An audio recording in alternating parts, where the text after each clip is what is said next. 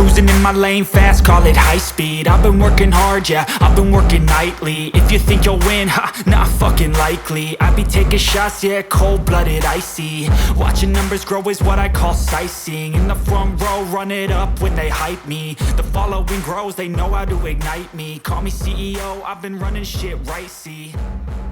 And I ain't playing games, I create my own lane, making pleasure out of...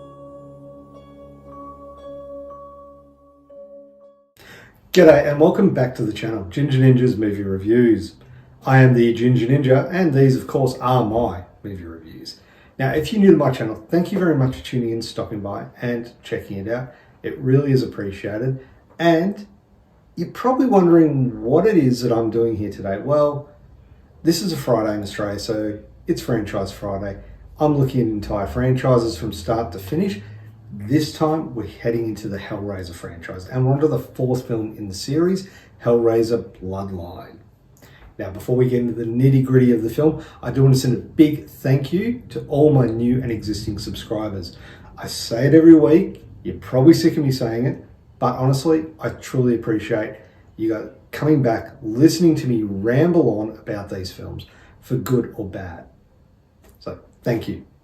Anyway, let's get into the film. And the film was directed by Kevin Yeager and Joe Chappelle. However, it did go out under the pseudonym of, I think it's called a pseudonym, where the director changes their name because they don't want to be associated with it, of alansmithee. Now, the film stars Bruce Ramsey, Valentina Vargas, Kim Myers, Mikey Cottrell. Of course, we have Doug Bradley, but we also have Adam Scott. Yeah, really interesting. Like some of these big actors like Adam Scott and Paul Rudd in successful or mostly successful horror franchises. Adam Scott in this one, Paul Rudd, Halloween. Yeah, interesting. Wonder if there's a sly deal they're doing with the devil underneath all that. Who knows? Anyway, look, let's get into the plot of this film because there's a lot to really look at in this one.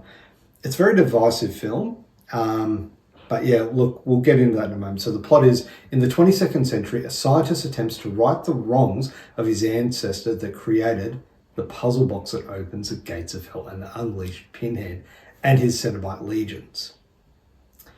Yeah, there's a bit more to it than that, but let's not split hairs over it. Now, there will be spoilers ahead. If you have not seen this film, yeah, do yourself a favor, go see it. Like, make up your own mind. I can tell you my thoughts on it, but everyone's going to have their own opinions and they're all valid, but I'd recommend you check it out. Anyway, this is, like I said, the fourth installment in the franchise, and it attempts to expand on the lore of Clive Barker's original creation by really delving into the origins and the future of the puzzle box, known as the lament configuration or the lamentconfiguration configuration. And this has been a focal point of the films. It summons the cenobites. That's how we get them here. That's how we send them back. Now, it is a rather ambitious entry in the Hellraiser franchise, and it is quite notable for its attempts to weave together a multi-generational storyline that spans several centuries, from the past all the way through to the future in the 22nd century. And because of this, the film had a notoriously troubled production. And the end result is a mixed bag that, like I said, it has garnered some less than impressive reviews, but it still managed to achieve a bit of a cult following. Let's have a look and find out why.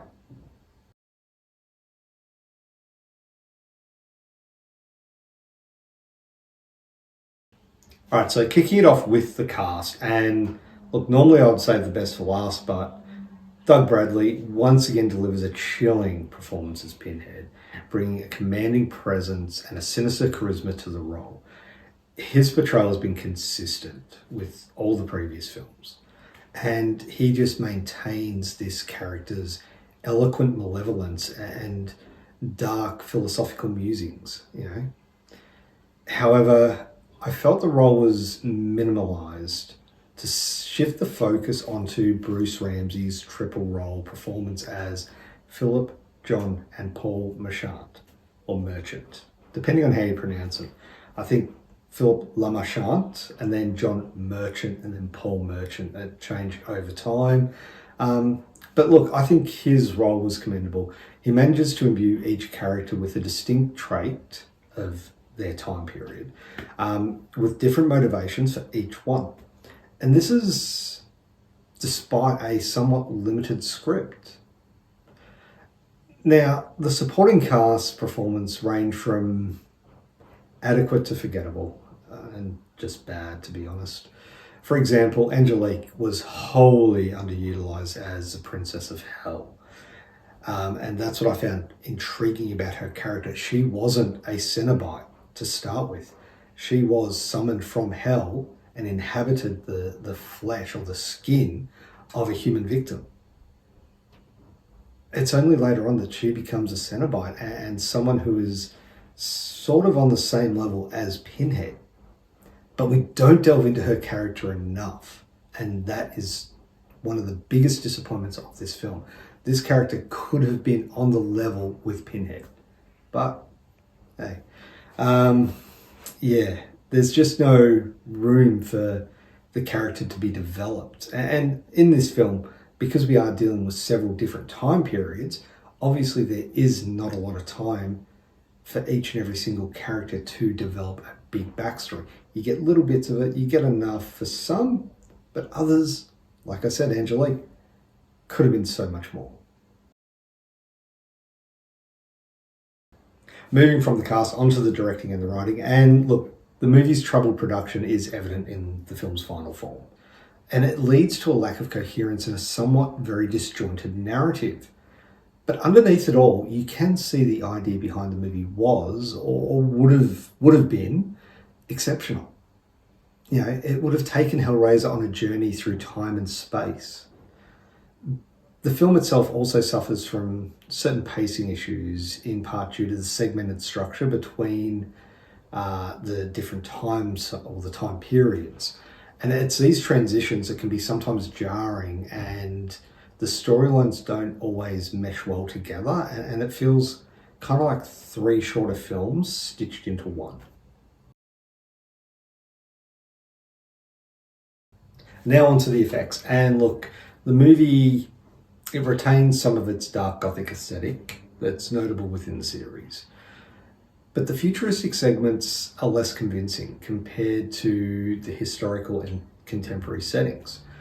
There's also a lot of CGI in this one. And particularly in the opening and final scenes, they don't hold up. Yeah, and even back then, they were pretty poor. There is two other scenes in particular. Firstly, the twins. We have a new Cenobite where twins are joined together and then they separate, and it's this separation. The CGI just looks terrible.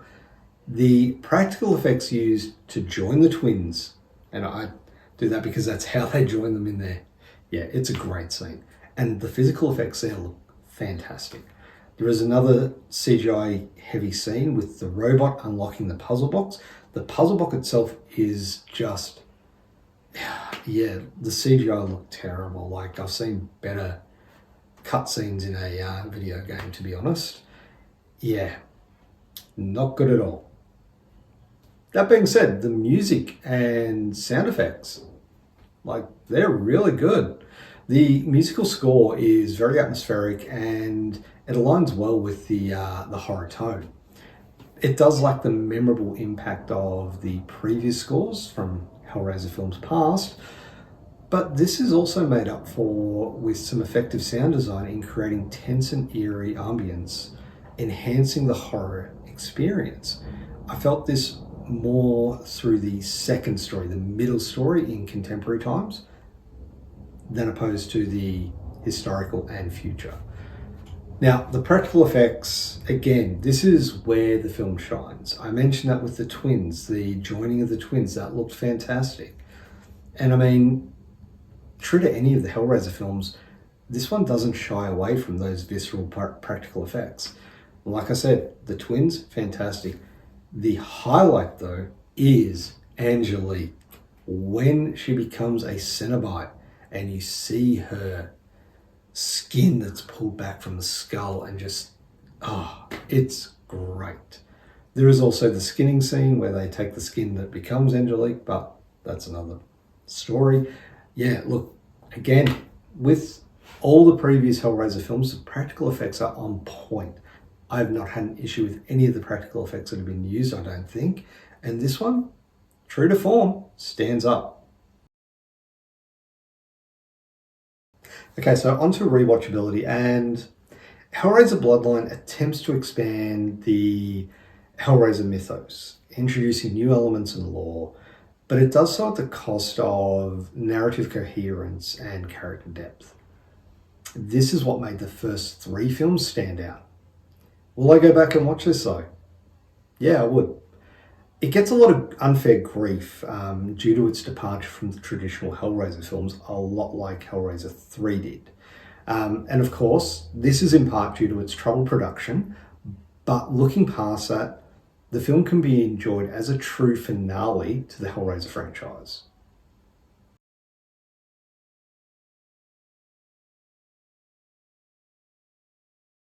So, final verdict. And look, despite all of its flaws, the film has a certain appeal for fans of the series and those interested in the Hellraiser, broader mythology of the Hellraiser series. Again, it's a film with significant potential, but it was ultimately hampered by production issues, inconsistent storytelling, and a very uneven execution. This is all going back to those production issues. Now, it does stand as a curious and ambitious and flawed chapter in the Hellraiser saga. Overall, for a score, I would give Hellraiser Bloodline a 6 out of 10. So there you have it. That is my review of Hellraiser Bloodline, the 4th film in the Hellraiser franchise. Obviously, we'll be back next week with the 5th film in the Hellraiser franchise, which I believe is Inferno. Let's see how we go with that one. But what did you think of this film? Yeah, am I being fair with my criticisms of it, my thoughts on this film? Like, let me know down in the comments below, because I want to hear your thoughts on this film. Like I said, it is a very divisive film. A lot of people do not like this film. However, there are some people that do get enjoyment out of it and enjoy it for what it is. Anyway, look, before I ramble on too much, I do want to say a big thank you for watching. So if you can, hit that like button, it'd be much appreciated. Also, if you've made it through all this, subscribe to my channel for future content. Hit that notification bell so that way you are notified every time I do release a new review. Obviously, we have Franchise Fridays. We've also got Trashy Tuesdays. That is where I look at a trashy film. And next week, we've got a really good one coming up. So make sure you check out that one. That one's going to be a lot of fun. It's a bit of a departure from what I usually do, but it was recommended, so I'm going to check it out. I've also got a live stream coming up. If it hasn't happened already, I'm not too sure when this will drop, but whatever. You've either seen it or you haven't. If you haven't, go and watch the replay. Anyway, I'm rambling on, so thank you very much for watching. Have a great day.